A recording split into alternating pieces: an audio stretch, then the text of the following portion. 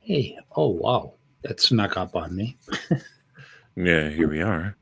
Yeah. So it's great to be here today, Mike. Thanks for having me on. For anybody that's joining us, welcome to another edition of Grumpy Old Men discussing creative reasons you should get off our lawn. Yeah, God, I wish people would get off my lawn. So I looked at the yeah. Here's a topic. I looked at the Washington Post headline for the shooting uh, where the hell was it? Memphis or somewhere? I'm not sure. The school shooting. Yeah, Yeah, I think it was Tennessee, but yeah, the Bible Belt. yeah. And if you see a post in the newspaper that redhead shoots, is responsible for school shooting. Redhead did this, right? It's like redhead shoots up mall, or redhead arrested for vagrancy or whatever the fuck. But uh, why don't they ever tell you the person's hair color? Right, or left-handers. Another Yeah, left-hander left commits hand, a gun left crime. handed. We can tell they were holding their gun in their left hand. So let's look at the Yeah, even though mostly it's right-handers committing gun crimes, it's the left-handers we have to watch out for right. Because they shoot up because schools. they also shoot up schools, and left-handed is suspicious. Yep. That is like when the very first I heard of that shooting, that's what I heard, right? The very Hmm. first fucking thing. And then and then you read about this person and it says like, well, it's recently thought to have been identified as transgender recently, right? Which is like, what the fuck? Like, you want to verify some of this shit first, and what does it fucking matter, you know? Uh, they could have said woman shoots up school because that was fucking rare, right? You don't see that very often. What does that happen like twice? Hmm. So I mean, man, we got to watch out for those women. There's a problem in our school system where they keep identifying the student. They keep talking to the young girls, and they call them her. And I think that's why they grow up and shoot up schools. They get Yeah. confused because they point out that they're different than the other people in the class. And oh my god, it just Right. that is where we're at. And I think that's why Stephanie Holmes got really, really upset because, this problem is growing. And like in St. Paul, a transgender person got beaten half to death uh, about 3 weeks ago for no reason, just at a bus stop, just for no Hmm. fucking reason. Sure. Yeah, Stephanie Helms had a lot to be upset about, and she wasn't just upset with me, though that was an issue. She was also upset about a ton of things that had nothing to do with me. The things that the right wing media were saying, and even things that some of the um, just normal media was saying, and the things that are going on in the country as a trend, as ever worsening situations for trans people, and Yeah, so and I had not thought that way. I thought it. I thought it was getting better, yeah. but then when I've been listening to for the last week to this rhetoric about this school shooting, and then listening to Stephanie, who probably knows better than anybody that it's not getting better, it's getting worse. Right. I was corrected, and I want to thank Stephanie for uh, kicking our butts a little bit. She kicked your butt pretty good. Oh yeah, I'm still feeling it. I'm still feeling it. Oh God, but that's good. That's what the fuck. Fuck. because they're mounting that narrative. And the other thing they're mounting is this fucking what is it? Critical race theory thing, which Yeah. we have never even encountered in conversation at the mall. And I'm pretty sure that you never encounter it in school either. Or if you do, it's like maybe a 10-minute mention of critical race theory, but I don't think they do it in high schools. And the way they make it sound, it's like you walk into a high school and the first thing they do is hand you a rainbow T-shirt and then uh, try to figure out what gender you identify as, and then they sit you down and teach you critical race theory all day long. And Mm-hmm. this shit is reality. Yeah. It's the greatest thing happened. Okay, my sister called me and said that my great niece told my niece that they have litter boxes in the Gilbert High School in northeastern Minnesota for kids that identify as cats. And yeah, and I'm like, what? No, that doesn't sound right, you know. And I Mm-hmm. thought about it for a while, and I thought, well, who changes these litter boxes? What custodian changes these litter boxes, or do they make the kids do it? Oh.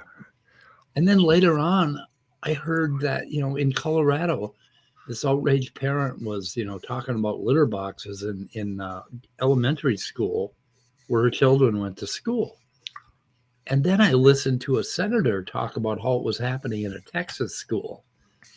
And then I searched around on the internet for a while, and it turns out this is a fucking meme that's spreading now. Why my great niece verified it, or at least, okay, my sister said that my niece heard it from my great niece, right? So I had never Mm-hmm. talked to my great niece to find out if she actually said that was the situation.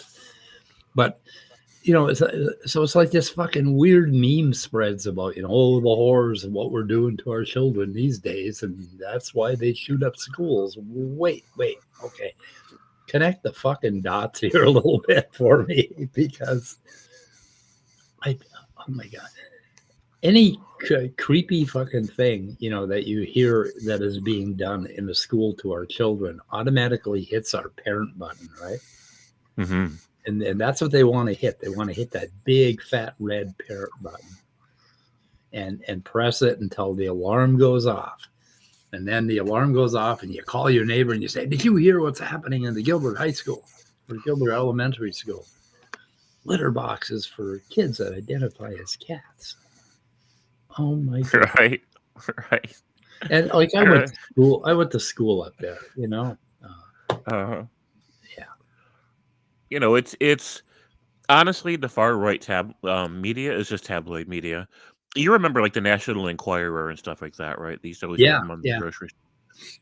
It's the same kind of thing of the Bigfoot sightings and lizard people taking over the government and schools that have, and now it's schools that have big litter boxes for children who identify as cats in case they'd rather go in that during the day.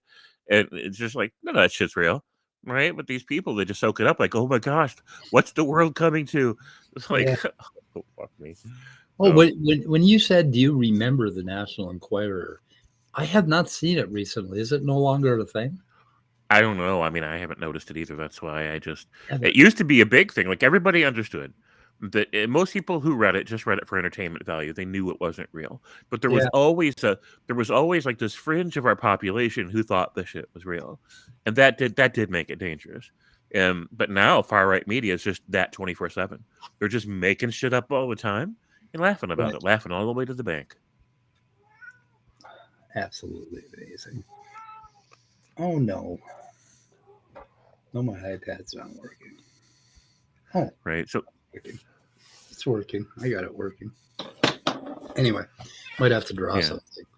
So, yeah, So go ahead. we've got great commentary here in the chat today. Just want to say hi to Casey A. Randy, offering a lot of great Yes. commentary and insight, and Wooly and Dave, Captive Desk, and um, more Morena. I hope I'm saying that right. Howdy, y'all. Um, if I'm not saying that right, let me know. And Carol and So the Uh, ignorant, yeah.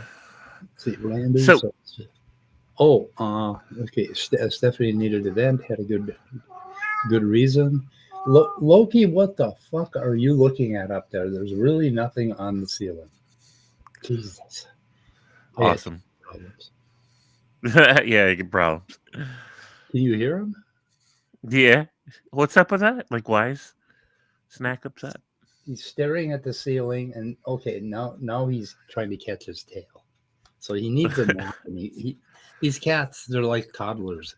They need a nap, and they're crabby for an hour, and you know they need a nap, but they refuse to go to sleep. Oh yeah, Yeah, yeah. I yeah. had a girlfriend like that. We all Can I have. say that? Yeah, yeah, we all have. Yeah. Uh, oh, yeah, that's another thing.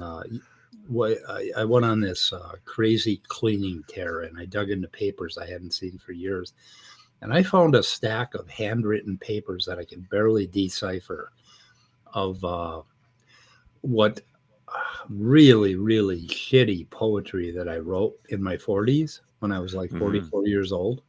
Yeah. And it was a suicide note. Ooh. And that was, I mean, you know, people talk about my hippy dippy, happy, peaceful Buddhist, happy life or whatever. You got to read what the Mm-hmm. fuck I wrote when I was 44 years old if you think I didn't Wow. have a problem with depression. Yeah. This one ended with "and now I die," and at that time, I had planned to pack my kids off to school, and I set a date. It was going to be February 28th. I was going to pack my kids off to school. We lived on a hobby farm way out in the country. We had a driveway that was about 1,000 feet long, and it was packed with like, that year we had like 5, 6 feet of snow.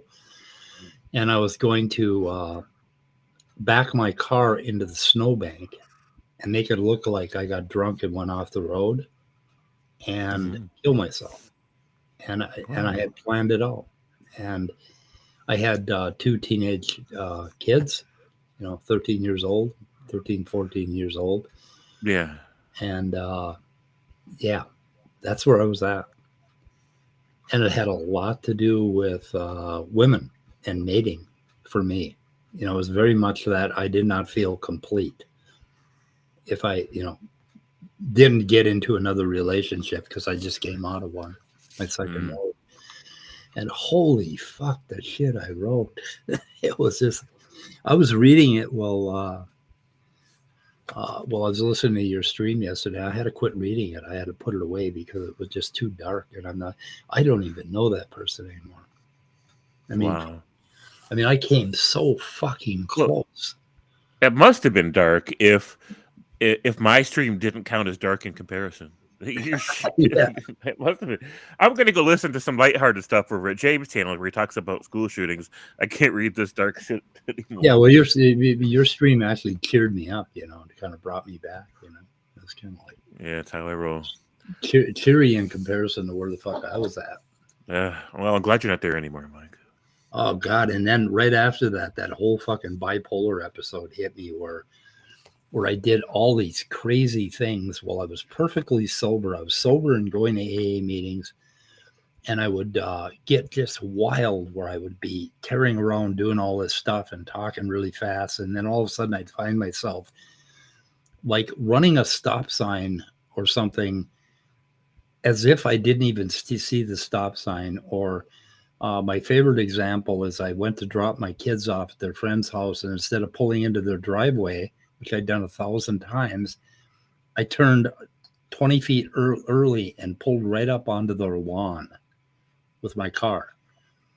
And then about, it seemed like hours later, all of a sudden I would hit this wall and I would say, I can't talk now, and try to tie my shoe. I was trying to tie my shoes one time and I couldn't do it because I hit this depression wall. And I was like, and then a week later, I Wow, was off on a manic. maximum maximum depression level. Oh, that's Sheesh. classic fucking manic bipolar. And I'm And I know I experienced that when I was a teenager. I had a lot of trouble with it then, with hallucinations and things, but it came back like in my mid 40s, and it was just like, what in the fuck is going on? And a doctor pulled me out of it with a combination of Wellbutrin and lithium. And the lithium, I think, is what really helped. And I took that for a Wow. while, and probably about 6 months, but it sapped the life out of me. I felt like I had, just nothing left. Wow. So I didn't like the You know, lithium used to be in 7 Up. It used to be part of the formula. Yeah. Well, it's fucking dangerous as shit if you take too much of it. If you get too much in your Yeah. system, it kills you. Yeah. Yeah, so I had a bunch of teenagers hanging around, and one day I came up, and one of them, not my kids, because my kids weren't into drugs. He was gonna, he had my lithium out. And he was gonna try snorting it, and I'm like, "Fuck, Russ, no, no." Right. So I dumped him Uh, down the sink and ooh. went off on another journey. And that was just an unbelievable mess. And then a doctor and a counselor decided that me, an alcoholic meth addict, that one of my biggest problems in life was ADHD, because it was tearing down my work life, right? And so they talked me into going on Ritalin and trying a monitored Ritalin dose, right? Uh, Of course, Ritalin is basically meth if you take more than a prescribed dose. And I took the prescribed dose for about a month, maybe yeah. 2 months, and it would just make me so chill and so focused. It was just wonderful. And then Wow. one day I took twice the dose, and the next day I took 4 times, and pretty soon I was like buying them for my kids, and I was fucking oh my god, it was this. I went down, and that was how I slipped in 1997 to 98, I think it was, where I had a 2 year slip. And it kind of started out with this experiment to give a drug addict Ritalin. Wow. You don't want to do that. Anyway, No. all this I got from just reading these, like this little stack of papers about 10 pages long, and I got a really good glimpse of some of the humps that I've had to come over in my life, and I'm like, oh, I can't even fucking relate to that guy anymore. It's like, who the fuck was that guy? It's like, wow. Right. KCA Randy, Right. yeah, KCA Randy, you've talked about addiction a couple of times, so I'm guessing, and you sound like as we put it in AA, one of us, sort of thing. Yeah. Anyway, I get you. tweaker, man, was I a tweaker? Holy fuck, was I a tweaker? Anyway, so yeah, there's that. For anybody that doesn't know, tweaker is old people talk for twerker. Mike used to twerk at every bar he could find. What's a twerk? What's a twerk? Come on now, what's a twerk? I'm not going to tell you. We can move on. Come on, do I have to look this shit up? You do. You do have to look up twerking. Fuck. You should share the screen too for your search results. Nope. I'm not oh, it's showing results for what is a tweaker. Okay. Yeah, we're not looking up tweaking. Well, it's not going to tell me what twerking is. Tweaker. No, it just has tweaker. Come on. Okay. Search for twerker instead, you bastards. It won't tell me. Fucking Google doesn't know. It doesn't know. You made that shit up. No, I didn't. No, you did. Because Google doesn't even know what the fuck it is. TWERKER. Okay. Like, what the fuck? Twerking. Look up twerking. TWERKING. Or twerk. Twerk? TWERK. Did I do it right? I don't know. This is the Google. The Google knows everything. Oh, twerk. Oh, here it is. Informal. Dance to popular music. Oh my god. It's a great dance style. It's great. It's a great workout. You should definitely try it. Well, actually, I used to do that too. Yeah. I don't know if it was sexually provocative, but I used to. It depends on who your audience is. Yeah, I guess so. Anyway, oh my god. Oh, well, I needed to know that. Thank you. You learn a lot of shit on this channel. If you guys just stick with me, you're gonna. This is an educational channel at the. I Yeah, sort of it thing. is. So Maya. Mike's so old, his search engine is Bromer too. Back in our day, the internet used to come in the mail. So, yeah, well, I think it's custom designed to my. I'm gonna try this. I wonder. Now, do I dare look up breasts? I'm not gonna do it online because. boobies, But for boobies. a while, like, oh yeah, okay, my friend had breast cancer about 13, 14 years ago. Oh, And so I was trying to look up breast cancer stuff, and I kept coming up with porn sites, and I just got so pissed off. And so then I, let Google start tracking me. And now when I type in breast, I usually get something about the development of the evolution of the mammary glands or something like that. But I'm not going to try it online to prove that because I'm going to shut this fucking shit off before I try that. But it was, yeah. I actually like Google's tracking ability, but no, apparently I don't look up urban shit, urban language. Well, Milliweenie language. So anyway, but so I had to train Google to give me the research that I wanted. So anyway, what else? Yeah, I wanted to. So I spent the morning doing this. Maya. What am I? It helps if you don't lead with three X's. Oh yeah, it does. Yeah, I, I like when I come up with a default name for something. I always pick XXX. Like if I'm writing I don't know, some diagram or something or some fucking thing, I'll label it XXX. I probably shouldn't do that. Or you probably should. Hey, Scott Duke's in the chat. Well, Scott, come on. I Did have. you finally wake up? You lazy. Anyway, so what do we got here? So this is a 28-day-old embryo, and this shows the neural tube that develops into your central nervous system or your entire nervous system. What week is that?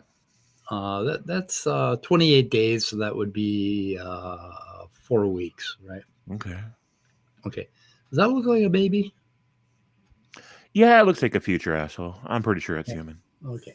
But I mean, does it look like these structures like okay, so a whole bunch of neurons get formed at like the on one end of this like one side of this little long snaky thing, Mm-hmm. and these neurons are formed and then they grow out, basically they migrate a little bit to different areas, and then they send out axons that synapse with other neurons, and then the problem becomes that there are too many of them. Within a few months here or a month, there's probably going to be uh, billions of them, right? Mm-hmm. And the problem is that they're all connecting to everything else. So what you've got is if you randomly turn on every pixel on your television, you get this white snow that we used to Mm-hmm. get back when they had broadcast TV. Yeah, that was the only channel we got in my house. Yeah, with the white snow. Yeah. Yeah. Anyway, so still not thinking. But then what happens is these things send out projections to and from sensory organs. And then the senses start to impinge on this neural connectivity. And the Mm. things that connect will persist. The things that don't connect, the things that aren't stimulated will die off, right? Mm. So so it ends up with like if oh, how the hell would you describe it? It ends up taking a shot in every direction, and only certain things go ping, and the bullet ricochets and comes back, and that neuron will last, and all the other ones die off. So eventually, the organism starts, only firing for certain events or certain kinds of stimulation, that sort of thing, and Right.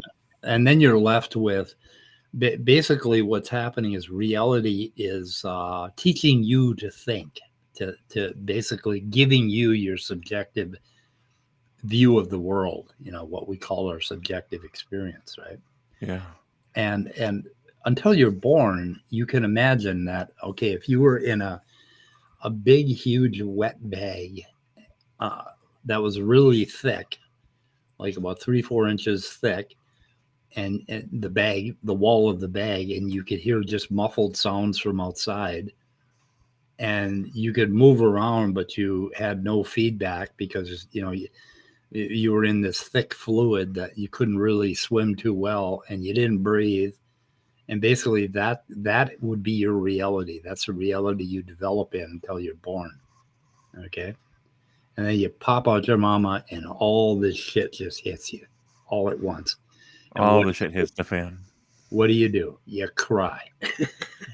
You cry because you know this is some shit. You just This is know. some bad shit, man. This is some. And then over the course of the first year, the baby slowly becomes conscious. So I don't believe that a newborn baby could be called conscious in any respect. Sort of. Right.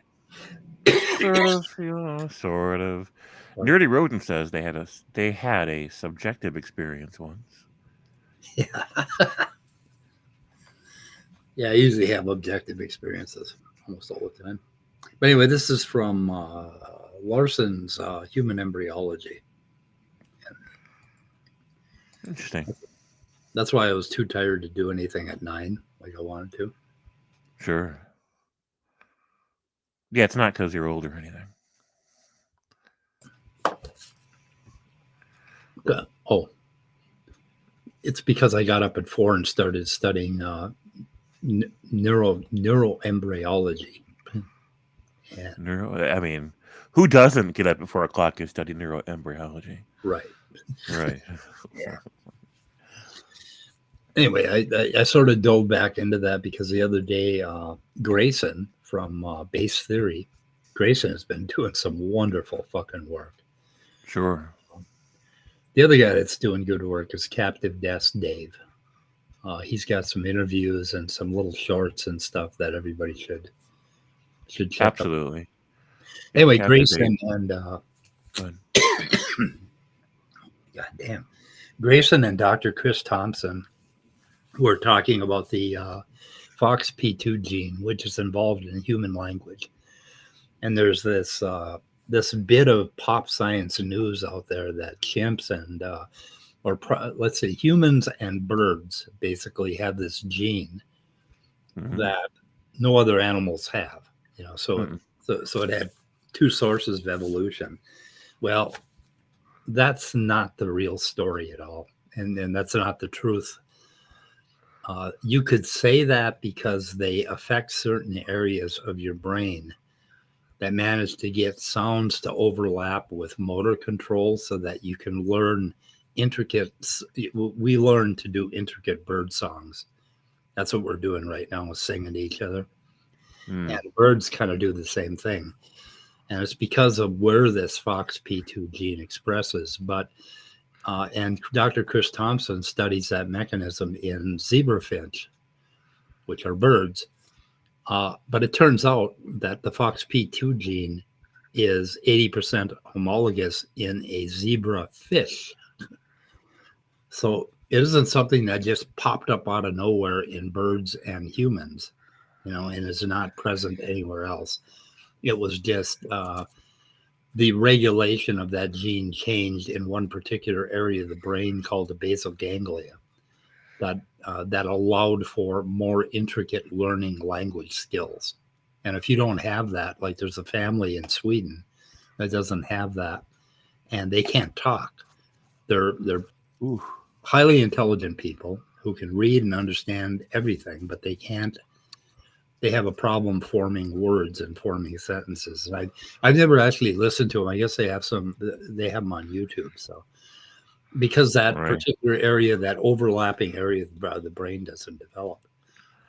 And so then I got off on this thing where, like when you learn skills, it's because you have this mechanism in this thing called the basal ganglia that overlaps, like the sensation from your joints is coming inward, the proprioception where your joints are, Hmm. and your commands are going outward, telling the various muscles to move. And that is a machine that gets carved to, like, in that first 3 months that you're born, it's carved so that you can reach out and pick things up, so that you can coordinate movements. And then when you get Parkinson's disease, all that starts to go to hell, and you have a lot of trouble basically reaching out and picking something up, along with a number of other things.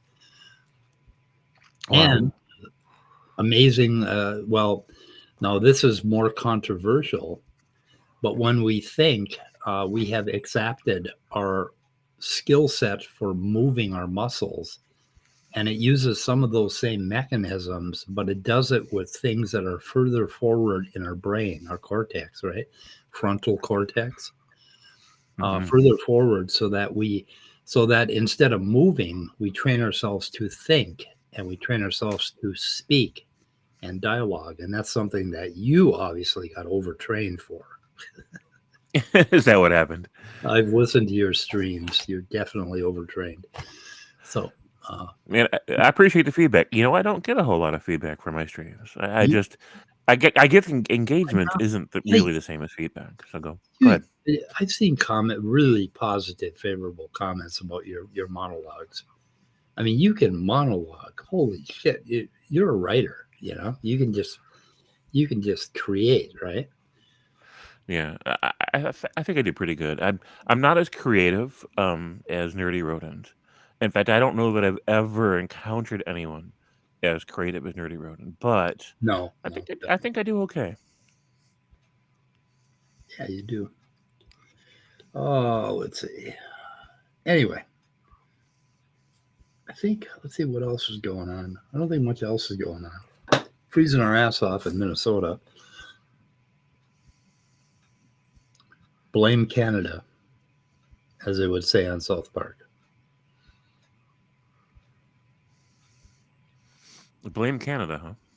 Yeah, they're sending down these cold fronts. Just keep, like, okay, there's these low pressure, or yeah, I think they're low pressure cells that are coming, that have something to do with all the shit that's going on in California, and they come across the Midwest. They kick the fuck out of the central states and the southern states with tornadoes. They go and dump tons of snow on the eastern states, but the effect on Minnesota is that it draws in this Arctic air from up around the North Pole, and it comes down about as far as I am. And so the other day it was fucking 10 above in the end of March, which is unheard of. I mean, it's just way colder than it should be. We don't have the weather controlling machiney thing. And Wow. anyway, Well, yeah, I guess you got our cold weather because this has been the most mild Indiana winter that I can even really, think of. well, Didn't no, have to shovel one. we Didn't had have a to mild sell. winter. We're just not having a mild spring. Fair. Wait, is it spring already? Well, I don't know when the day is, but this is our, March, definitely end of March, coming in April is when when we start talking spring. I don't give a shit what they say about the stars and the planets.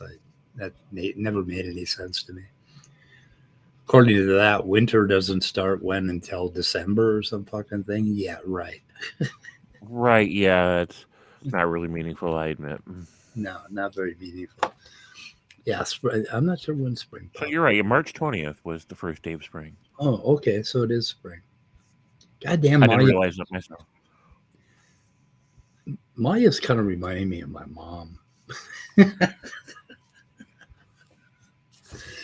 How Correct. so? Oh, Sternly correcting me on just about everything. someone's got to do it. Somebody's got to do it. So, Anyway, I don't know what's happening with you today. so according to Dave, Grayson from Base Theory is joining the captive desk next Thursday, April 6th at 7 p.m. Eastern Standard Time to tell Oh, his story. oh, neat. Good. I was just watching the story with the guy that worked at AIG on Captive Death's channel. Hmm. and I watched his short about the leaky pond. Apparently, they had a leaky pond at the Ark, and he does hours and hours of editing on videos, I think, and he's pretty Wow. good at it. Has some really amusing stuff out there. Yeah. I checked out. Oh, okay, so next Thursday, April 6th. Okay, what's happening April 6th? Oh, something's happening. I'm going to be 16 years sober on Saturday. I think that's awesome.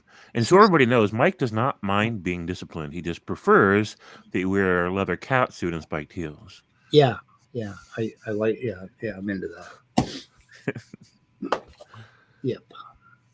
Depends on how you dress, you know? Right. Deliveries, everything. Scott Duke says, I hate it when my creationist pond leaks. Yeah, Yeah. exactly. Oh, where's the creationist pond? Oh, no, I guess there's no video, but anyway, yeah, creationist ponds leaking is a problem. Yeah, Bree has the suit, but not the heels. So we'll have to encourage Bree to go get those heels. Like I said the other day, I'll simp for Bree. actually, I've always found that bondage dress up stuff really hard for me to take. I don't know why. I mean, everybody's got their kinks, and I don't want to. I mean, I'm not kink shaming, but there are certain kinks that's you will like, and certain kinks that you just it's like nope, fucking nope. Right. So I ask myself if some of my kinks are really kinks. And I think there's a margin of things in human sexuality where people just don't admit that they think or like or do a thing. And I think that certain things are more common than people admit or realize, whereas other things really are niche, right? They really are like not common or whatever. Yeah, like So, shoes and feet. That's got to be really uncommon, right? Or is it? the spiked heels might be uncommon, that's for sure. Yeah, yeah, yep, yeah. Randy says communication makes fire sex Fire possible. sex possible. I do not know what fire sex is, but that sounds Okay, dangerous. that's a new one for me too. Of course, I'm a boomer. I don't know what you milliweenies are doing, but I'm a boomer. We didn't Right. do fire Get off sex. our lawn with that shit, man. Get off our lawn with that shit. Don't know about that stuff.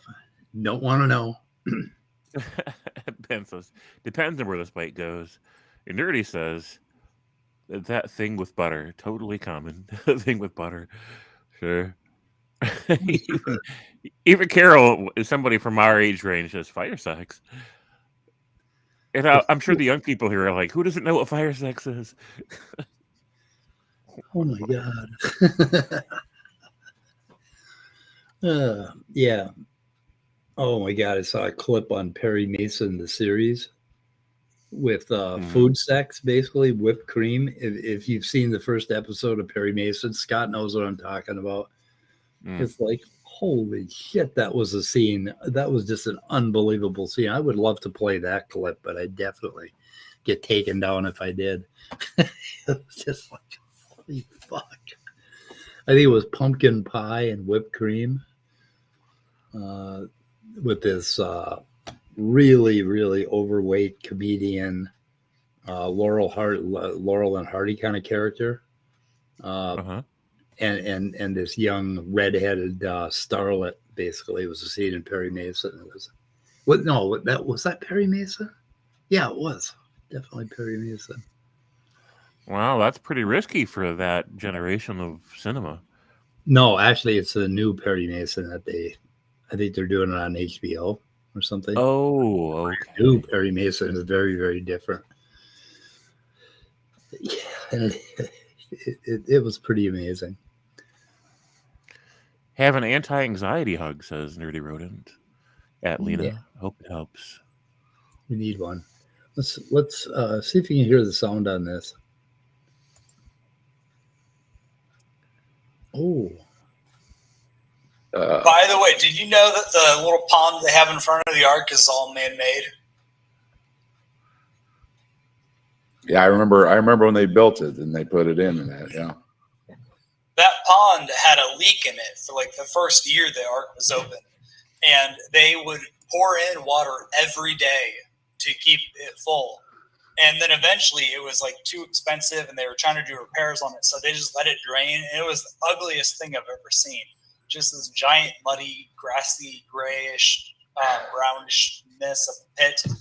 And then when they were having people out to come work on it, when they had out to work on it, there were actually contractors out with dowsing rods trying to find the holes in the rock where all the water was leaking out. It was I think that's the best story you've said all night. They were out there with their sticks looking for the leak. The defining rods. Oh well, it's real metal. It's a real metal one. Yeah. Oh, exactly. Did it have an antenna on it too? Horrified. Anyway, yeah, it's kind of amusing, but that's kind of like Darwin's little pond. You know, Ken Hand's little pond. Ken Hand's leaky pond. That's pretty good. Yeah, magical thinkers are fun. I find them entertaining and amusing. Yeah. It's whatever. Somebody, KCA mentioned when we first started that one of these grifter Christian channels, the popular channels, has a new video out, and I did watch it today, and I can't remember which channel it is, trying to show that science has revealed the possibility of supernatural, which is such. I can even imagine some Christians pushing back on that, like, no, it hasn't, right? Like, supernatural is an entirely separate realm or whatever. Stop saying that it's here out here in the science. And I'd like to see that clip if you could remember where it is. I mean, I can check my. In fact, I might still have. No, I don't still have it open. Yeah. Hold on 1 second. I'll tell you who it was. I should look at my history. It's like the last couple of videos I watched. Is it on Capturing Griftianity? It is Capturing Griftianity. New scientific discoveries can now explain the supernatural? ? And so the answer is totally yes. As they get to. Spoiler alert. So, you know, it's so stupid that I'm pretty sure a lot of Christians are going to push back on it, not just atheists. Yeah. But, you know, they're getting desperate. So what are you going to do? Well, I maintain that we could figure that out, or we could find supernatural events if they had any consistency at all, right? Like, and if they don't have any consistency at all, then they don't have any effect on us at all, right? Like when people pray, okay, and good things happen to them because they prayed, okay, that is a consistent event, and science can actually do research on that, and we do. You know, we've tested prayer in a number of different cases, and in almost every case found it to have nothing at all to do with, though there was one study where it actually made things worse. Sure. Which was interesting, but only by a small statistical margin. But I mean, if we found like a vortex somewhere in the air or on the Earth that just had absolutely no physical causal explanation, we could basically look at that thing and say, okay, now we know that there's something supernatural, that there's something going on that blows our physics, blows our physics up. But then the next thing that would happen is that would become part of our physics, because it would be like finding a black hole, right? Mm-hmm. I mean, that sounded pretty fucking spooky and supernatural at one time. But then, we have these vortexes that we find randomly around the Earth, at some, anywhere from ground level to below ground to maybe 50 feet above the ground. And in these vortexes, if you throw an object into them, basically all of the molecules and atoms break up and become some different kind of thing that we can't recognize, and that would be a supernatural event. And that would have an effect on us, because if you happen to drive through that, it would destroy your fucking Volvo, And I did say Volvo. You did.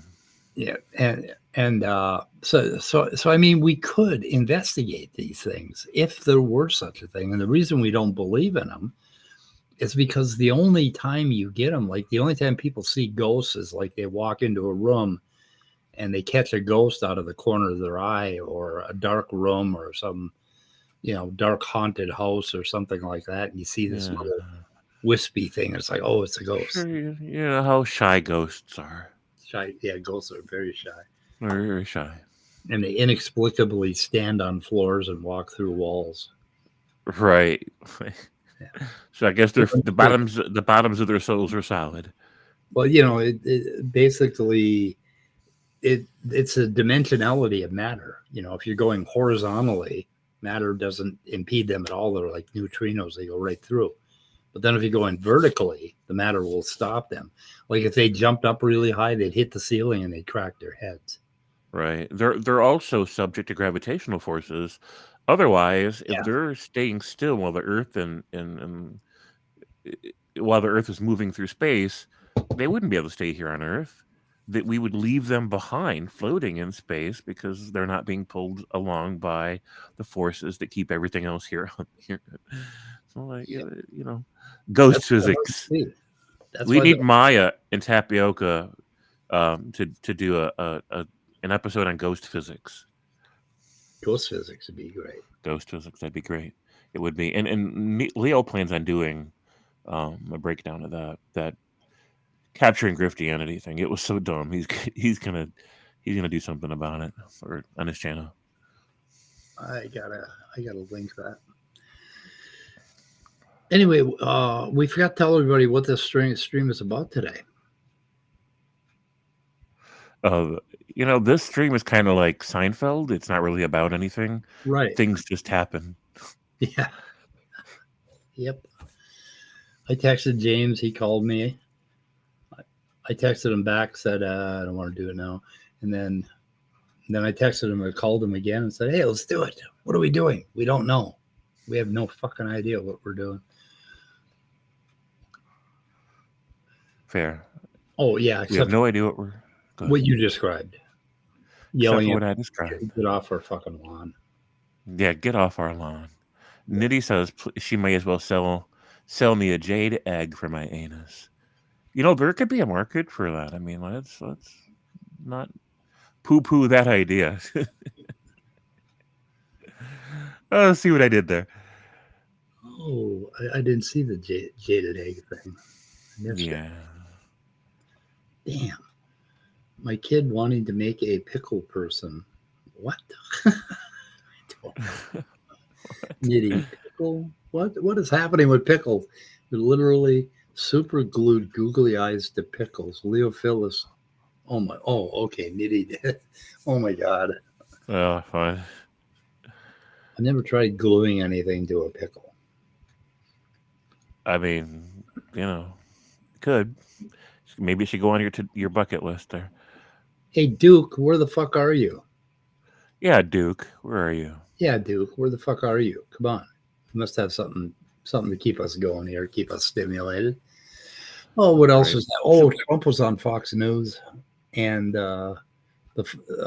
later on the same network on Fox, they basically talked about how disgusting and bad his appearance was, his interview, and he was whining, punching down Santos and DeSantis. Yeah, Santos. Yeah, he was whining, punching down, and talking about crazy conspiracy shit, and and like Colbert says, what the fuck did he expect? What do you expect? He's been doing that ever since we got to know the guy, right? Right. He did the same thing he's always done. Yeah, apparently 61% of the nation does not want him back. Only 61%. I'm kind of want to get those numbers up a little bit. Come on, guys. That's just crazy. That only 61% are like, yeah, we're not making that mistake again. So, like, what? So 39% all like, I don't know, let's try that again. It was working out great. Come on. Oh, jeez. I can't believe they'd want to listen to that guy. I got a friend who listens to him.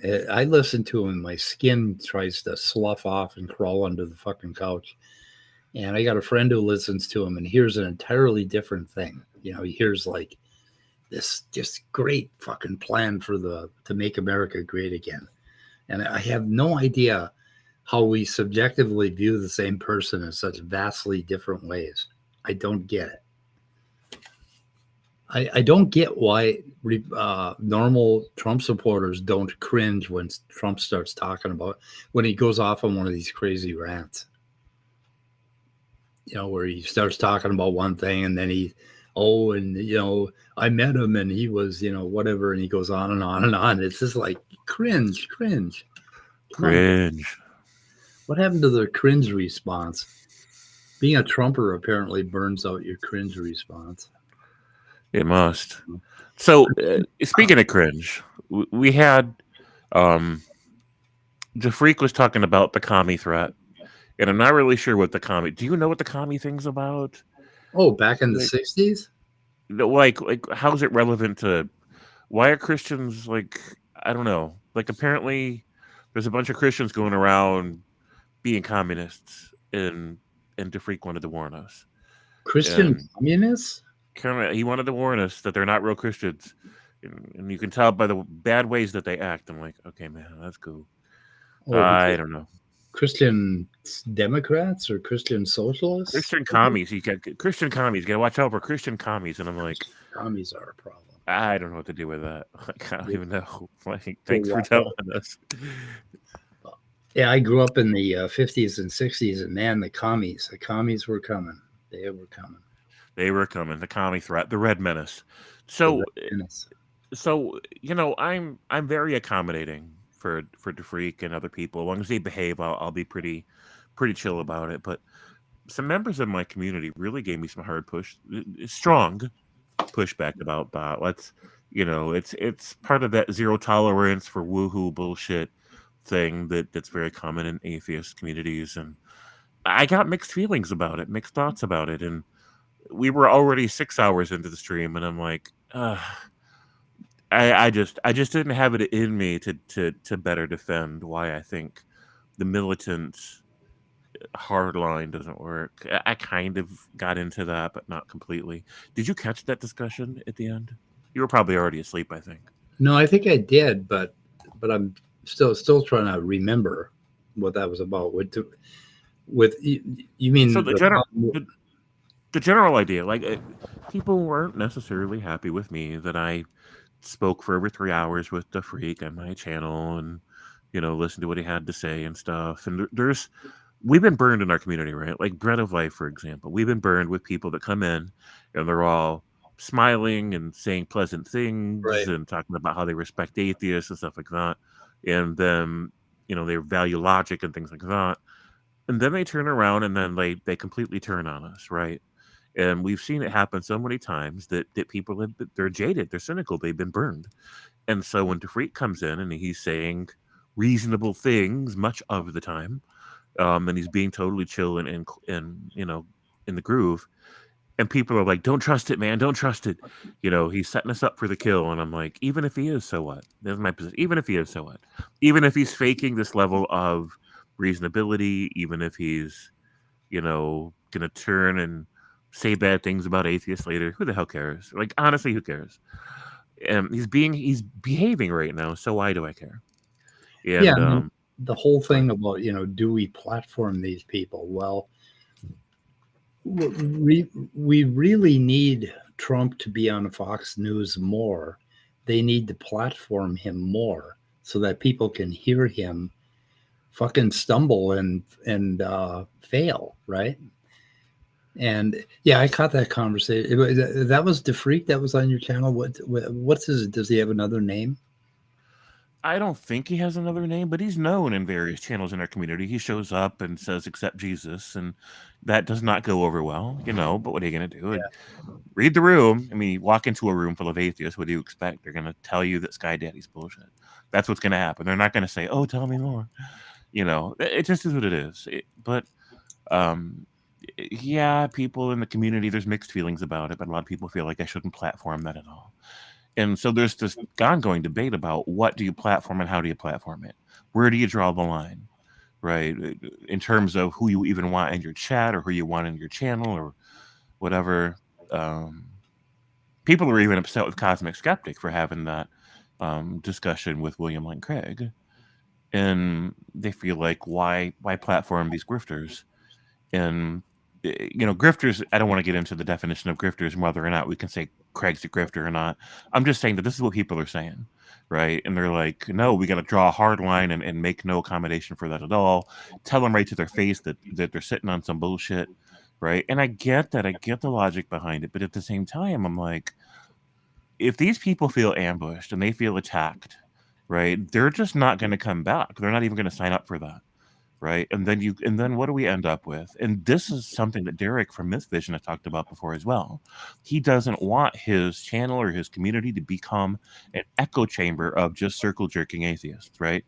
Where we've got this safe zone where we never have to hear a religious person say a religious thing so that our ears won't bleed. And I'm like, come on. I agree with Derek 100%, but these.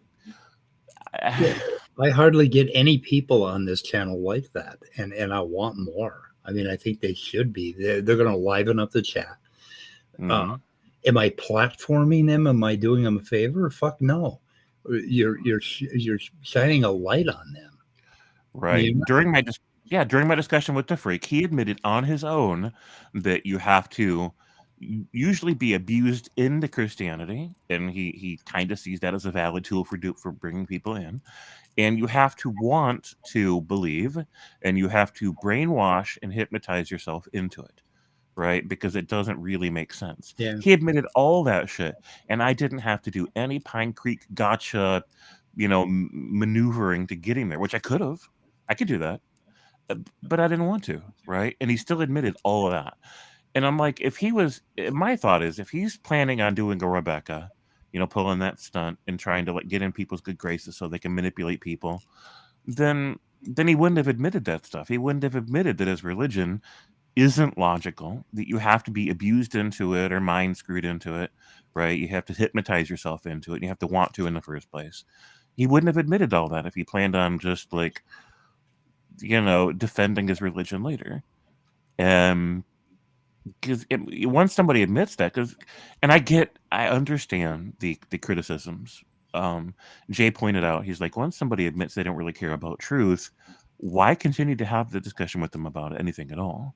And I agree with you. Like, one, it's engaging. Two, it's amusing and entertaining. And then three, it highlights what's happening in that religious domain so that people can notice things about it or have their observations affirmed, right? And say, yeah, that's some shit. Or even other Christians in the chat can say, wow, yeah, here's one of my fellow Christians admitting that my religion's bullshit. And they're in my religion.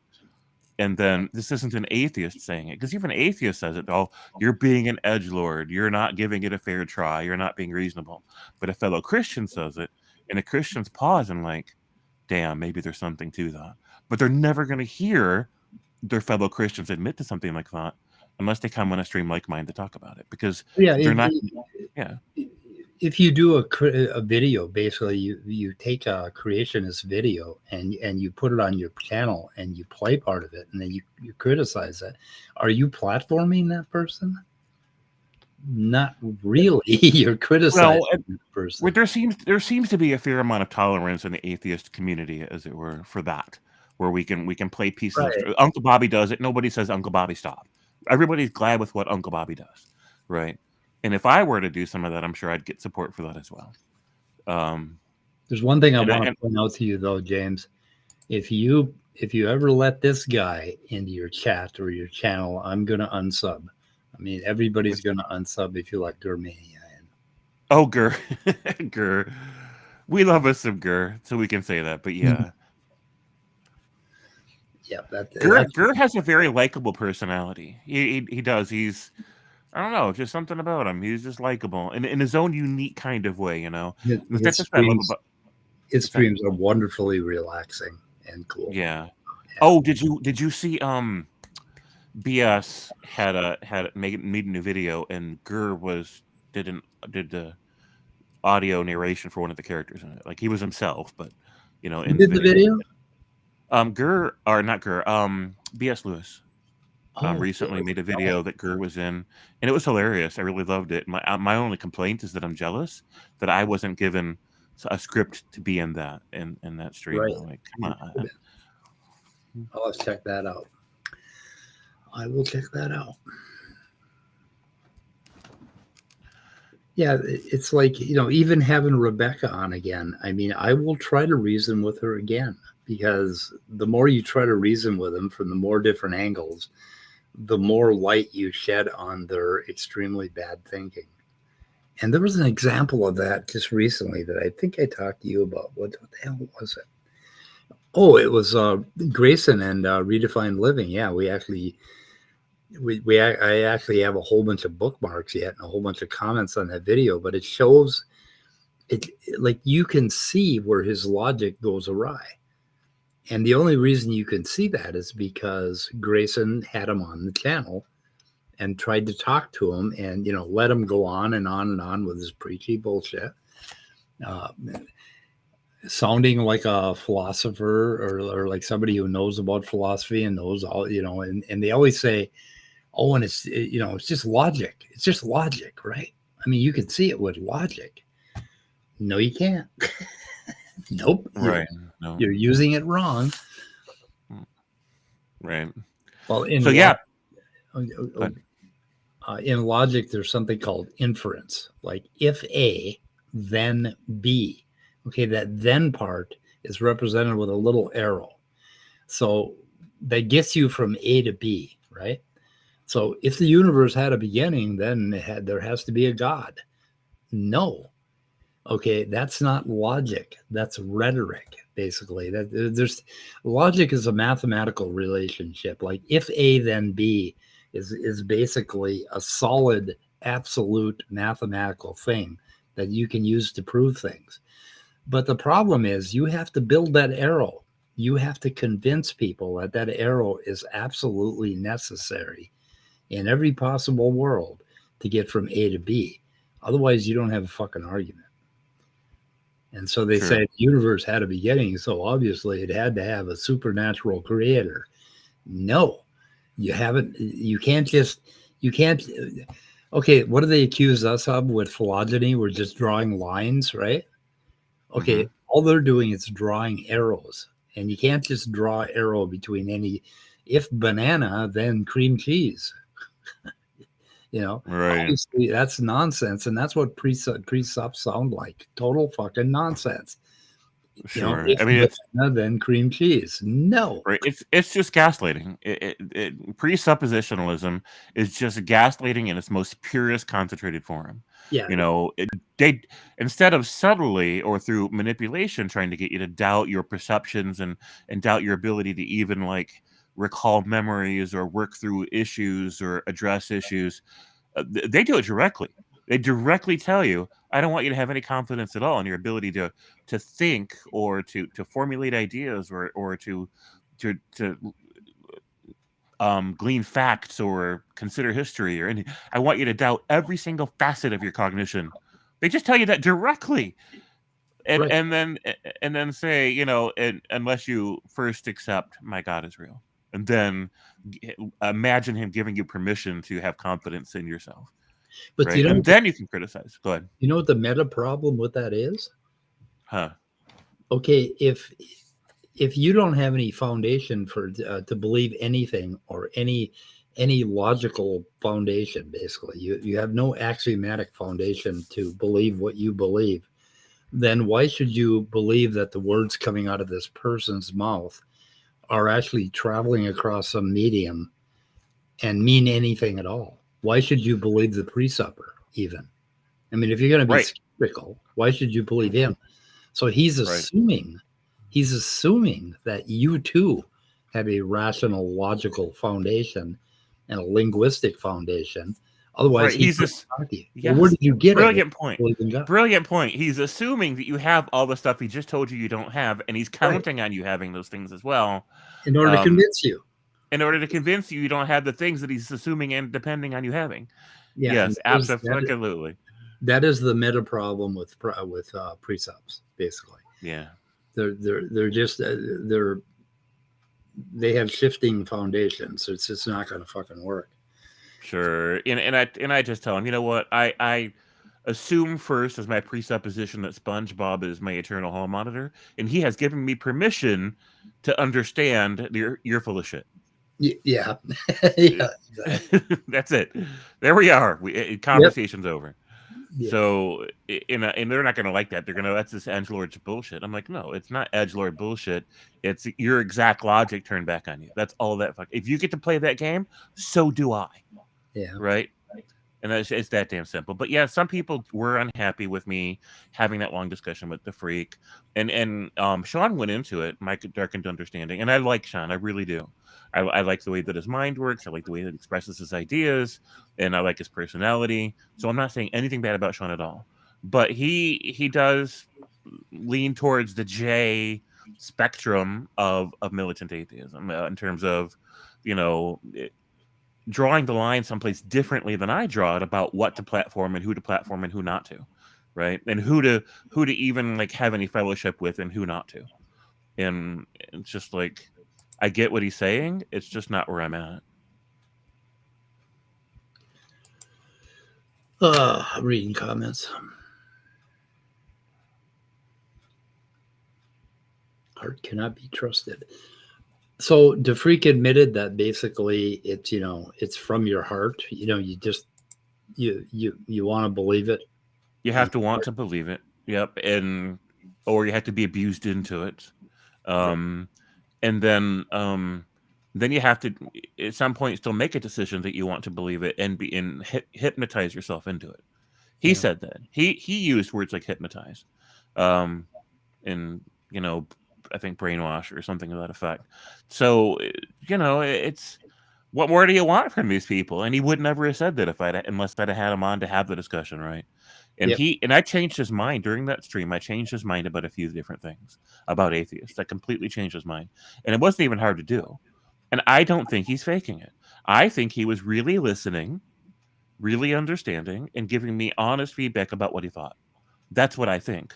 Now, if I turn out to be wrong, so what the hell what? I prefer to assume the best of people and let them prove otherwise or validate that either way. And I don't care. If it turns out that he's pulling a Rebecca, I couldn't even begin to care. If months later or a year later comes out with, haha, I don't really think the things I said. You know, like what Angelo did, right? Like he went on somebody else's stream after he apologized for what he had done and then bragged about how he just apologized to manipulators on somebody else's stream. Oh, he and I'm did. like, yeah, he did. That's what Stephanie was talking about on my stream the other day. Which I didn't know either until she told me about that. I didn't know about that part. I mean, I was I didn't know either.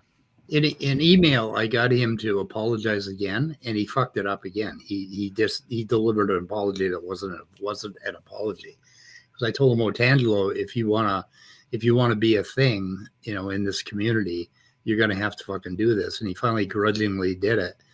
I'd have to go dig it out, but his apology was just fucking horrible. I mean, it's like the kind of apology you expect out of a 3-year-old. I'm linking your DeFreak video, by the way, because I think that was a pretty important conversation. Yeah, I don't know who's going to want to watch 3 hours, even on 2x speed. It's an hour and a half. So probably I need to go pull up some clips from it and release those as shorts. That's probably what I need to do, just to be fair to people's time. But yeah, that's the stream if anybody wants to just listen to it in the background while you're doing laundry or something. So, you know, here's the thing about it all, though.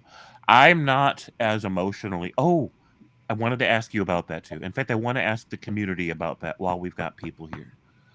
Did you see the thing that Doug did in my name yesterday during the stream? Yeah, you're asking the chat? Pine Creek, the chat I knew. Pine Creek released a video with my name, a clip from my live show while it was still live. Yeah, while you were still talking, yeah. While I was still talking, he farmed it, and then he turned it into a triangulation event where he's pitting me against Jay and Derek and Neil. Yep. And I didn't take it as personal as people thought I should have taken it. And I tried to, I grunted, I cringed, I squeezed real hard. I just couldn't take it No, it's personally. just like who cares? I don't. And then, like, maybe I should. Maybe something's wrong with me. Maybe we should take that. Maybe I should be pissed right now, and I'm not. And I did ask Derek what he thought about it in private, and he's like, he's like, the guy's a loser. He's a tool, basically. He's like, no reasonable person takes him seriously. He said, James, don't worry about it. No one's gonna think that this is. Alive. Oh, I'm sorry. Oh, it's okay. Yeah, I'm he looking for says nobody will take it seriously. He says nobody's gonna worry about it. And out of context, it does sound like I am, making fun of people in our community that say things like "it hurt my feelings," right? Out of context, that is what it presents as. Yeah, I And thought it was. I thought it was wonderful that he was listening, right? yeah. Because we were kind of like jumping all over him. So I'm trying to find it. I can no longer find it. Find what? The Pine Creek thing that he. Oh, that was on It's on his politics Pine channel. Creek politics. Yeah. So let's see. Does he link? No, he doesn't link Pine Creek politics. I don't have that one. What the fuck is that one? Is it Nerdy. Pine Creek. Pine Crack? Political Tuesday. Let's see. Pine Creek politics. Okay, come on. Show me the fucking channel. God, I hate YouTube search. Let's see. Oh, the other thing that Grayson did was he had a talk with somebody about morality. Yeah, okay. It was an after debate show. Mark Reed and Praise I Am that I am. Yeah. Praise Popeye Praise, right? He did a debate, and Grayson had an after show. So here's Pine Creek. Oh, and I heard Jill was trolling my streams a couple times recently, and I kind of want to pretend to be offended and upset so that they'll engage with me on my channel. I don't know if I can pull that off though. Yeah. Let's see. I still can't find it. So under what classification is this fucking video? Let's see. How to create more fundy Christians with crazy woke. Here, I'll just send you a link. I sent a link to Derek.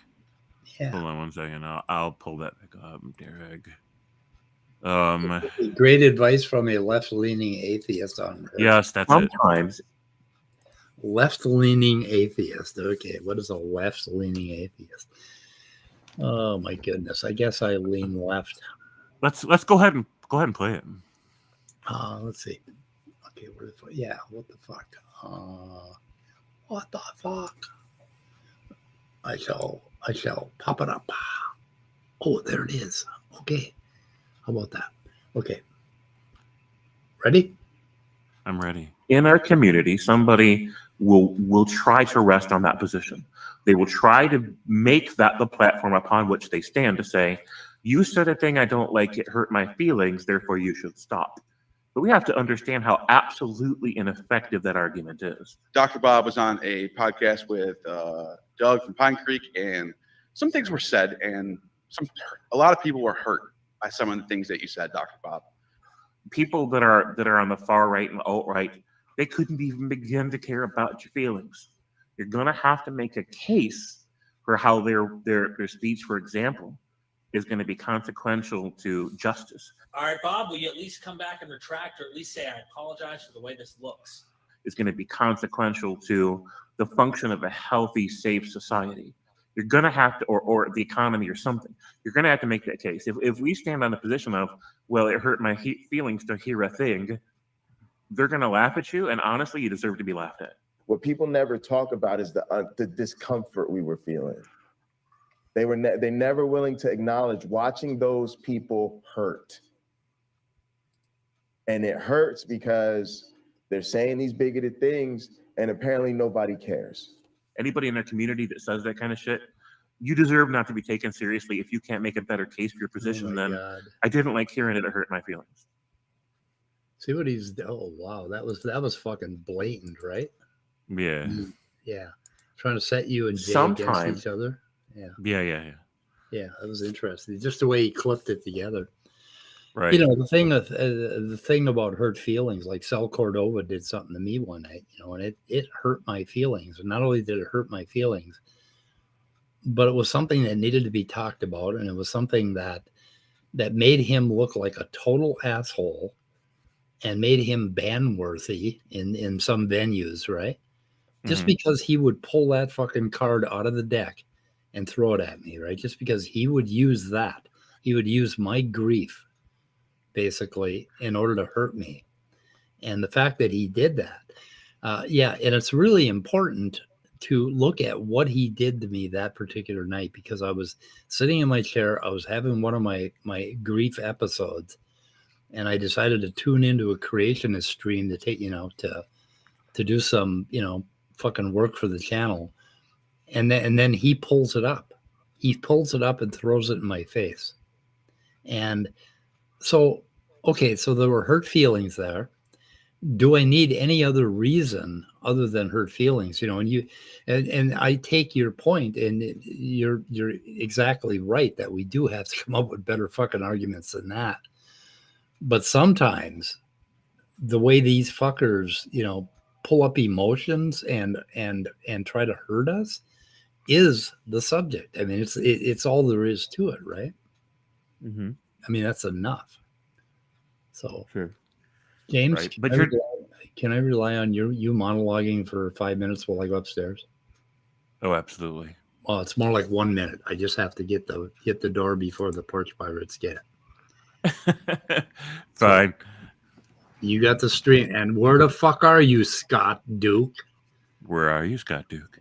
Yeah. All right. So, while he's away running to get his 35 pounds of coffee or whatever it is today, Scott Duke says, I lean to the left because of my back injury. Fair. Leo says nothing that James is saying is wrong, though. And yeah, even by itself, it's right, but it there still was a bigger context that I hope Neil will, if he goes back there, will go back and check out. And Nitty says there's a difference between hurting your feelings and abusing someone and lying. Yes, absolutely. Says lying hurts, but that's a different criteria. Yes, it is. Scott Duke says, David, great to see you. How are things at Lori Hayes? Lori was just watching the Donnie and Grayson debate. UC Love says racism leads to violence. He's ignoring the point. Sure, but he knows he's ignoring the point, right? I mean, he's just playing the room. KCA Randy says, I fucking hate Sal over that shit, honestly. Right, it wasn't okay. So even if, in this case, Mike, let's just propose a hypothetical. All that shit gets said, and it doesn't bother Mike for whatever reason. I'm not saying it should. I'm not saying it shouldn't. Hypothetical scenario, it doesn't. It wouldn't change the fact that Sal was still being abusive, that he was still behaving like a sociopath, right? Because that's just too low. No reasonable person behaves that way, right? No person of good character behaves that way. So it's a separate issue how it affects Mike versus the potential of how it could affect Mike versus what it says about the person who does the thing, right? So these are all independent issues that interplay, but that still need to be evaluated on their own merits or lack thereof. Nitty says, misrepresenting information lying hurts us, and we may feel angry, but that's because we see it as harmful. Absolutely. UC Love says, supposing anti-transitives also can lead to violence, on top of abhorrent discrimination. Do you know what that was? The package I got? 30 pounds. 35. Yeah, of coffee. Yeah. I was right. You were right. You called it right. Hey, Dave. Dave, can we hear you? Hello, everybody. How you doing? Hey, good. Yeah, I just wanted to tell you that I think I hurt Sal's feelings, so I thought that would make your day. Should you be canceled if you heard it? Okay. I got canceled. Oh, you did? He booted you? Rebecca booted me. Oh, she booted blocked him. Absolutely. She really turned on him. Weren't you atheist of the month once? Yeah. Now I'm a troll because I have an award for all my commenting and participating.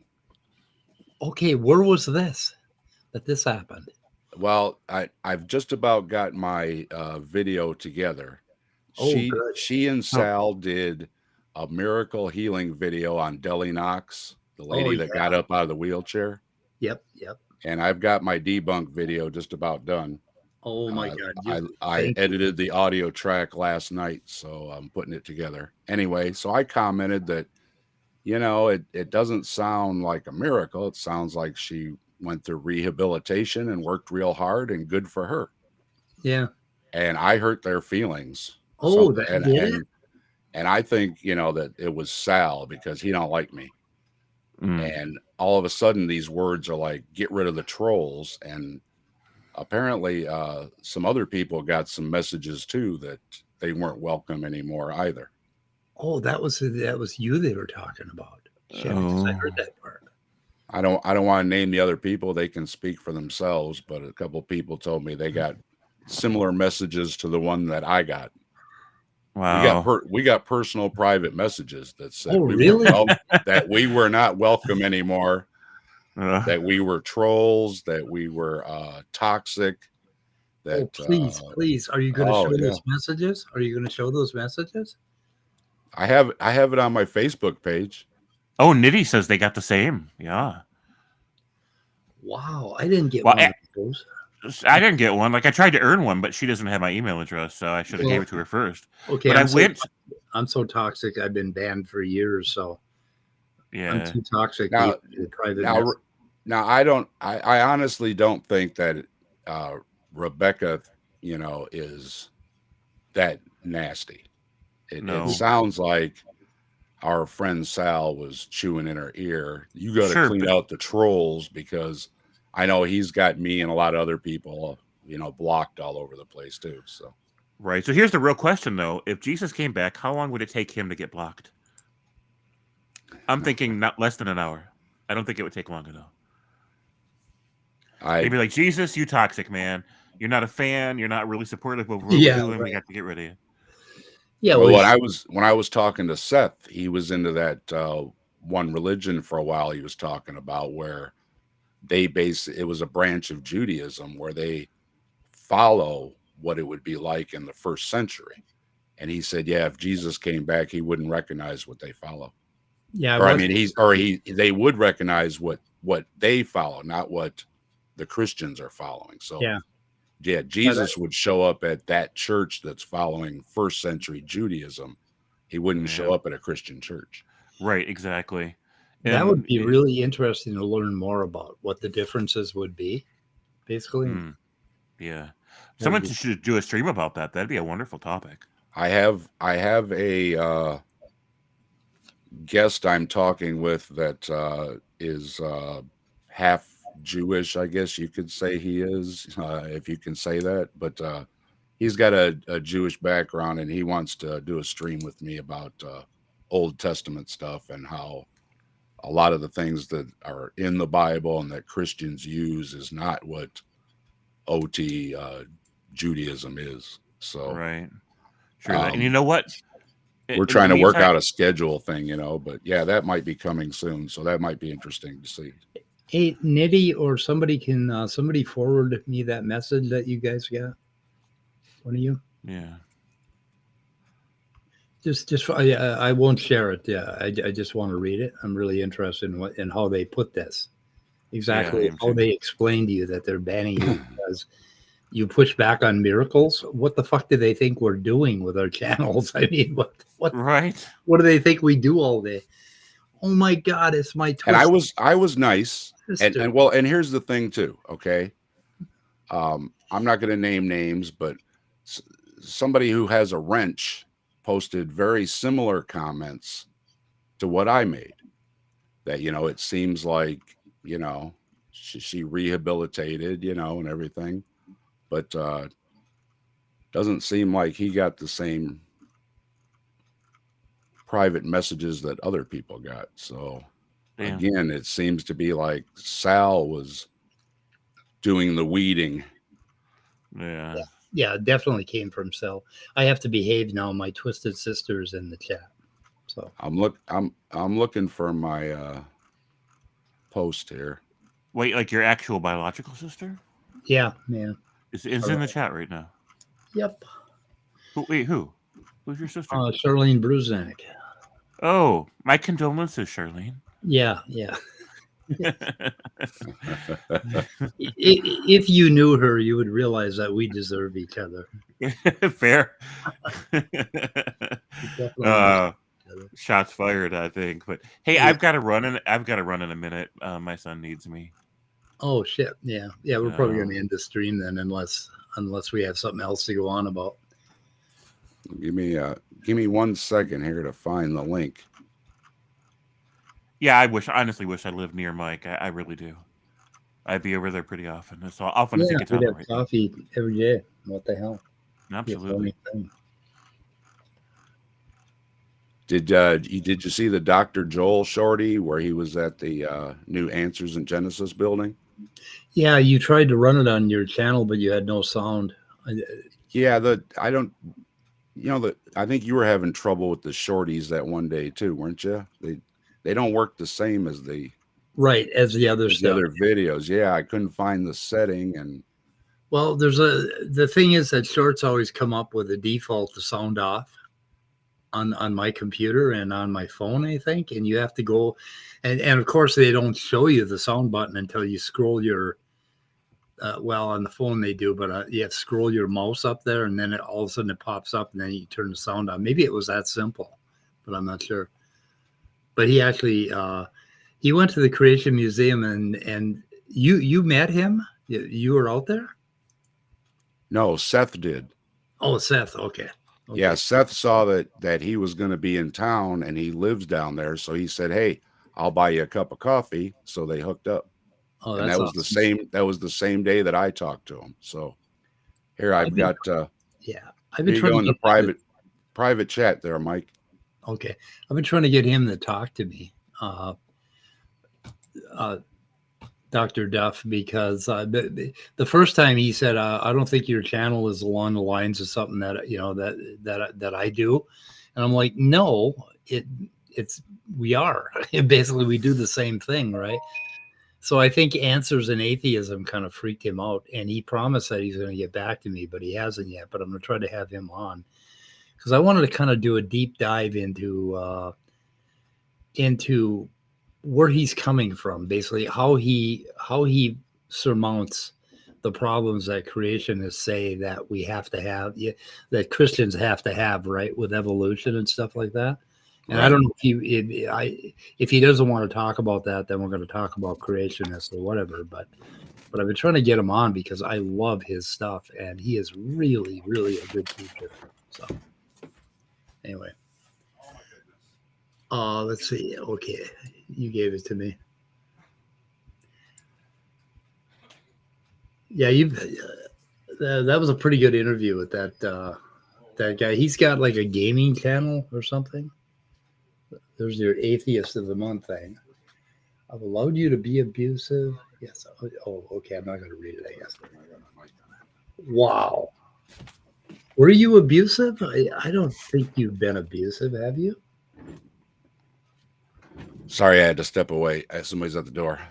Oh, so she allowed you to be abusive for 2 years. Were you abusing her horribly, Rebecca? I don't use abusive language. I don't call names or anything like that. But I get lumped in with everybody else apparently that does. So, and don't forget, and I want to mention, I didn't know who Rebecca was. I was in a chat one day, and the topic was what we were just talking about earlier. You can't get Christians on to talk. Well, the Christians were saying they can't get non-believers on to talk. And I commented in the chat, that's because you either block us or call us demons. Right. So Rebecca was in the chat and she said, hey, if you come to my channel and participate, I won't block you or call you a demon. And I said, okay, so that was the deal. Well, the deal got broke. And like I said, I did not I did not go personal or call names or, any issues like that. It was Did just you out of the capture, blue. did you capture any of the chat that went on? Because they probably blocked it and you can't see it anymore. So it probably won't be there. But my comment is still up there on the video. Okay. I'll take a look. And my comment is just, hey, it looks like, cetera, and, I didn't see, that it was a miracle or anything. I saw a great story Yeah. that got ruined by saying, or by not saying, hey, you know what? If you do a lot of hard work and listen to your doctors, you can get out of a wheelchair too. Instead, it's, oh, I couldn't do nothing until I went to church one day and got out of the chair. Yeah. And it's like, that's not the message to tell people. She should have been saying, hey, do the hard work, pray to Jesus if you want to, but do the hard work and look at me, but no, they have to do it in front of the big audience with all the cameras. And now, of course, now she's a big name. And guess what they're doing these days? They travel around the world, smacking people in the foreheads with husband following along in her shadow. And the people are all flailing on the ground like they got electrocuted. And it's like, come on, be serious. Oh, You can't even give it the 1 ounce of credibility that maybe it was a miracle, because you see what they're doing. Yeah. You see what they're doing.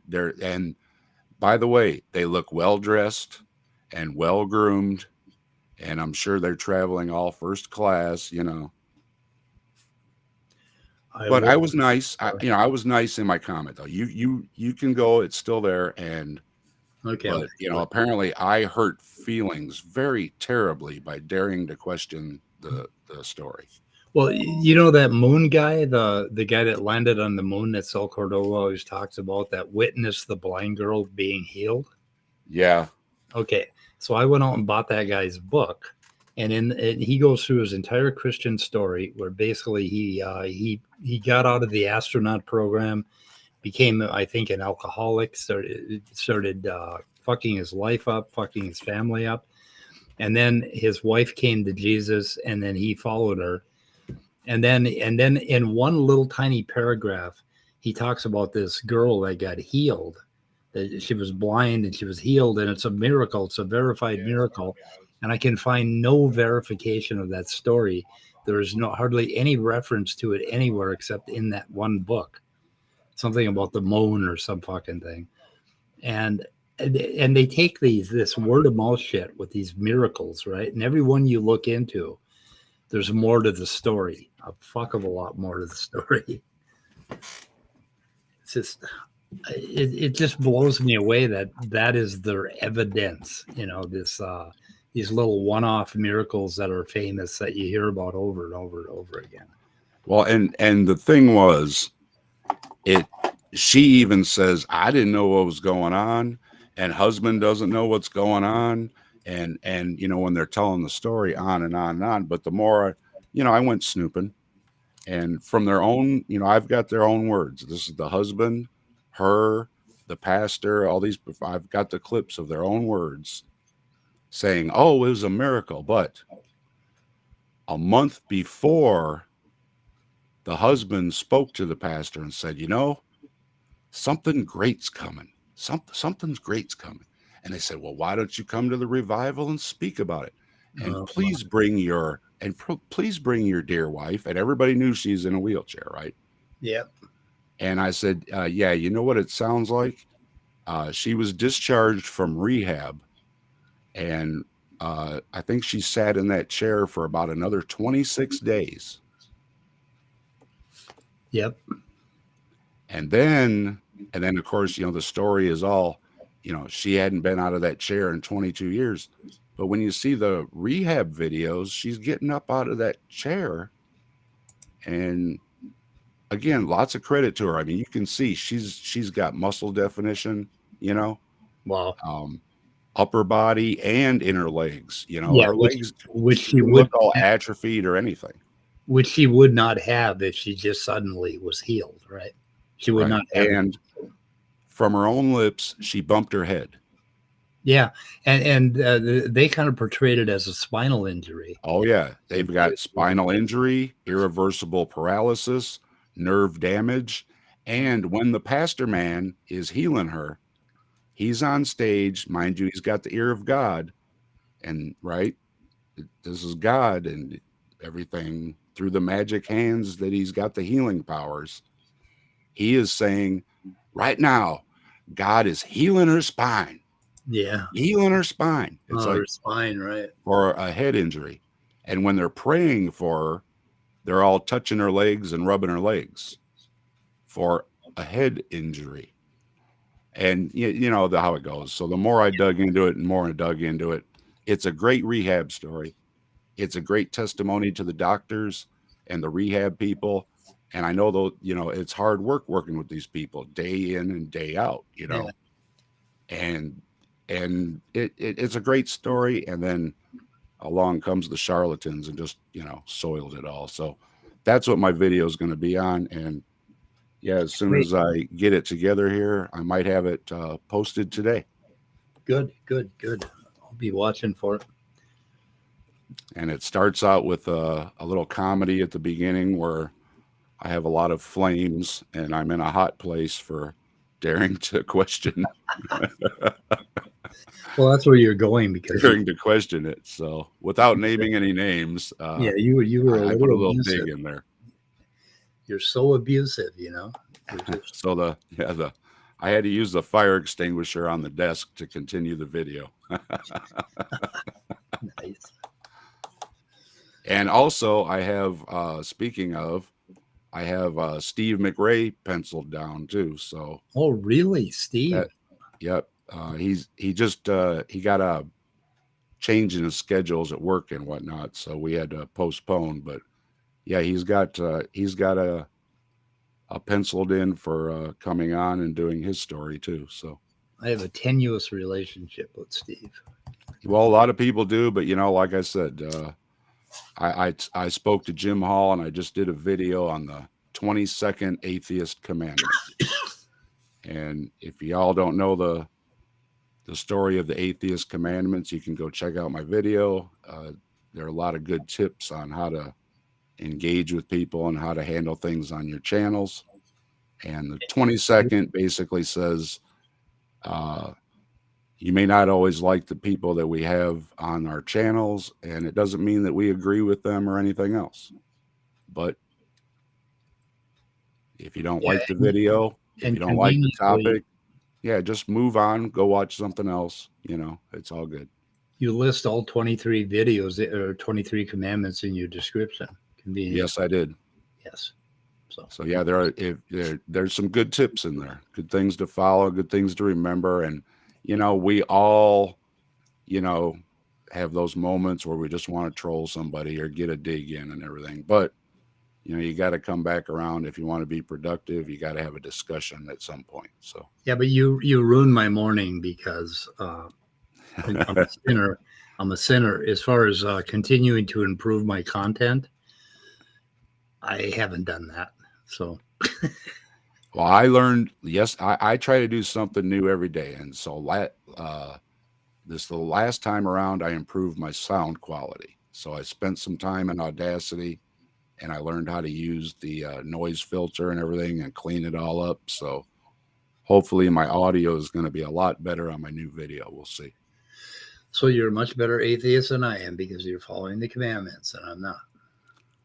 That's, I started out and, I was kind of stale and a little stage fright and everything, and people said, you got to loosen up a little bit. And it's like, so I take advice along the way and I tried to loosen up a little bit. And, it goes better once you get more comfortable. Like if you have tech issues or whatever, you know what to do and stuff like that. So yeah, it's getting better. Last two conversations I had, three conversations I've had went, a lot better. I'm more relaxed now. And so I'm looking forward to talking to Grayson and with Steve and with Mark and a couple other people I've got penciled down, Robert.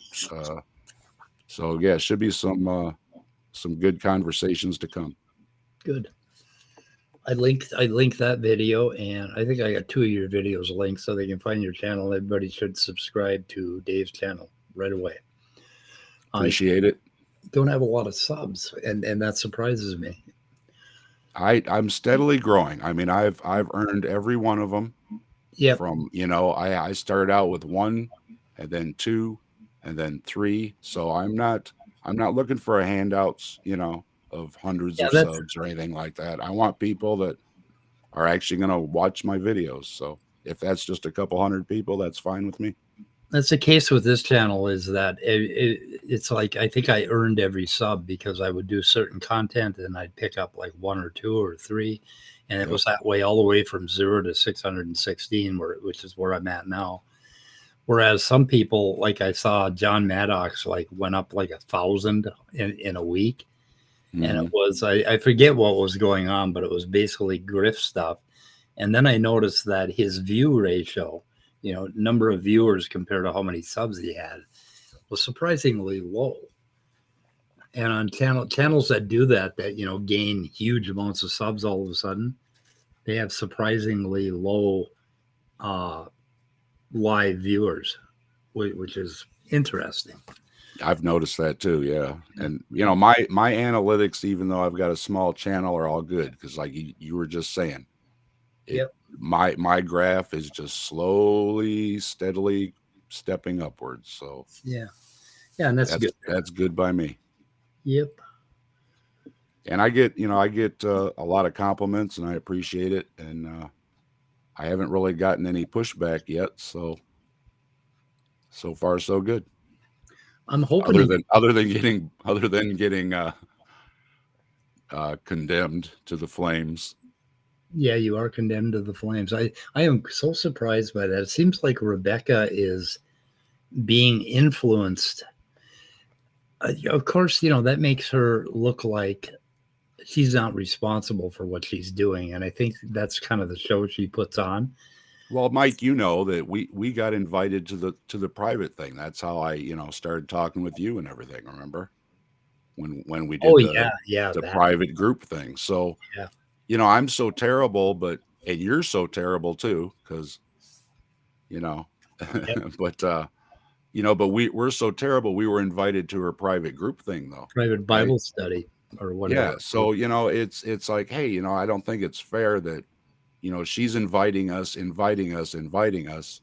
then all of a sudden we're toxic, and it's like, Yeah, we're I don't abusing think that's fair. We're abusing. And I don't think it's from her. I think it's from somebody chewing in her ear. So, and that would be Sal Cordova. I can hear it. I can hear it. Yeah. Anyway. So, but okay. I think I genuinely hurt his feelings because he was just so, he was so moved. He had his tissue out. Oh yeah. He was so moved telling these miracle stories, and I just, I killed his buzz something fierce. God, every miracle story I hear, I just absolutely am horrified at those who are still suffering who didn't get the miracle, right? Yeah, I mean, all the kids in wheelchairs, right? They don't get this favor of God.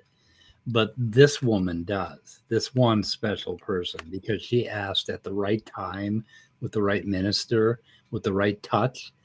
Like, that is just so fucking callous to people that are still suffering.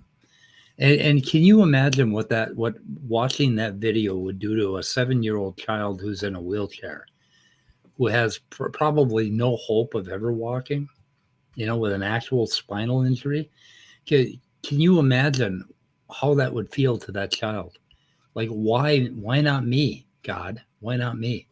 And just on the off chance too, though, her message isn't, like I said, it isn't telling them, hey, do the hard work. You know what I mean? Yeah. Yeah. You can even say, hey, if you do the hard work, Jesus is with you. That's fine. Yeah. But again, yeah. So you're seeing, this 7-year-old is sitting there saying, I'm stuck in this wheelchair forever, and I'm only going to get out if like you said, the right man touches me. But there is, we've got technologies advancing. They're putting basically electronic jumpers on people's spines, and some of these people are getting reconnected and they're walking again. Yeah, So but they have don't tell them to give up. Tell them do your therapy. You know what I mean? they have Push to go that through message, but they a lot of totally leave it out of the story. even with those cures that they're coming up with, where they are reconnecting the spinal nerves, they still have to go through the rehab because you have to learn to use, you have to retrain your motor cortex in order to use those nerves. Right. And it's never going to be you go in for a procedure and you will come out walking or dancing. That's not going to be the case. Well, I think that's what part of this Delhi story was, is that when she got whacked on the head, there was a disconnect because Yeah. at first, she couldn't talk right or move her hands right either. She was Probably totally stunned, like we used to we used to call in the football, when the kids played, a stinger, it's just, she got hit. hello, She got hit. somebody rang your bell, and it just takes a few minutes to come back to reality. Well, it just seemed like it took her a lot longer to get that, bell unrung, but it did happen. But yeah, if she hadn't have kept all the muscles moving, they'll atrophy, and then you're just facing all kind of other problems. She had a cortical injury to the top of her head, basically. A band that runs like almost if you put headphones on, there's a band there that's your motor cortex, and your premotor cortex is right in front of that. And those neurons were killed, and she had to retrain another part of her cortex in order to take over. And that takes years and years of work. Basically, a lot and of that falls right in line with slowly regaining things. And then even when she was first walking, it was very jerky, Yeah. And now she's walking smoother. So yeah, it was that, it was a progression, and it's very obvious unless you leave out all the years of rehab. And she said in one of the clips, she did every kind of rehab there is. Yeah. But when she's standing up on stage, not a word. Yeah. She just goes on and on with holy, holy, holy. He's my healer, healer, healer. That's the only words that come out of her lips. Not one word about rehab. I'm guessing that there's a financial element to her story too, as far as what she's doing now. I'm guessing that there's a donation plate that goes around. Well, here's the story with faith healers. I guess the thing is that faith healers get paid $30,000 a year because that's what all of them list with the IRS. Oh, yeah. However, these same people have assets in the hundreds of thousands or millions of dollars. So they're good savers. Well, you can't get that donation information. You know what I mean? All you can get is they tell the IRS, I make about 30K, and I've got a 7-acre mansion and a mega church, but it's just donated. And okay, and it's just all wrote off. So they probably pray for the assets afterwards. They pray for God to give them assets. So what I can tell you is that Levi's church does well. She has a women's group branched off from it that's doing well. Yeah. All their stuff is high quality production. They're not doing it, like we do with our own cameras or anything. They have studios and everything. Yep. They travel around the world. They're well dressed. They're well groomed. And I don't think, Levi is also a prosperity gospel preacher. So he has videos, send me $1 and God will send you back $10. Did you see that thing from, I forget who it was from. And and the one other big thing, her husband is also a faith healer. Oh my God. But so she was in a wheelchair, okay, until the certain pastor man with the much bigger audience healed her. But he didn't manage to heal her laying hands on her all those years. So I saw some video the other day about Jim Baker selling $1,000 miracle blankets that you can lay on your bills. You can lay the miracle blanket on your bills. I know he sells the food buckets. It's like, what are they empty food buckets? They're supposed to be filled, right? The dehydrated stuff for the end of the world when they're all going to be gone anyways, so it don't make any sense. But yeah, he sells the dehydrated stuff. Do you know who Sid Roth is? No. Sid Roth has a show called It's Supernatural. Okay. And if you want some gems, you can check out his show. Yeah, he's got everybody on that's been visited by an angel or a demon or who's gone to heaven or hell or, all those things. Well, Sid Roth also travels in the same circles as Levi and Deli Knox and the pastor man. His name is Nathan Morris, I think. They all travel in the same circles and they all know each other. And the more you look, the more they visited each other's revivals and churches, and so they all know each other. Does he have a YouTube site? It's on. I know he's got. I'm not sure if it's on Facebook. I see it on Facebook. It's called It's Unbelievable, or It's Supernatural. It's super. Yeah. You're about 16, and if you Google it's Supernatural, you'll find him. He's got like very white hair, skinny guy. Yep. Very older looking guy. Yeah, got it. Okay, he travels in all those circles too. And the more I look and the more I investigate into it, they're all in on it together. They all know each other. And this is globally. They know each other around the globe. Okay. So they know exactly who to set up, when to set up, who's going to be there. And none of those people roll in as a surprise. They're scheduled a month in advance. Okay. I want to wrap Sorry to burst everybody's bubble. I really am. Oh my God. I'm so glad you handled that one. Don't give these people your money. Stop giving them your money. If you want to believe in Jesus, go pray to Jesus.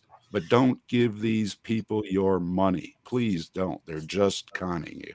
When I saw that video, I did a quick Google search on it, and all I saw is like AIG and all these creationist sites and fucking fundy sites talking about what a miracle it was. And I think I was like 3 pages in before I found anything at all that indicated that, no, that's not what happened.